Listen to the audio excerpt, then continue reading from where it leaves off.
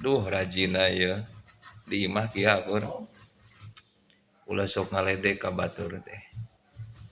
Kasauran para ulama yang bahasa kieu payam bagi lil insani Allah yahtakiro ahadan. Kudu urang teh sebagai manusia teh ulah sok ngarendahkeun batur. Paruba makanal muhtakoru atharo kolban wa azka amalan wa akhlaso niatan.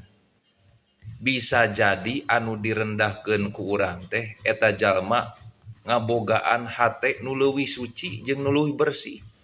Amal ibadahna leuwih alus jeung deukeut kana ikhlasna.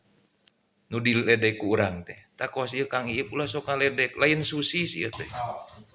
Lain susi sedayak masak, dayak nyamel teh. Itu dah luar biasa. Di situ diberek ya penting.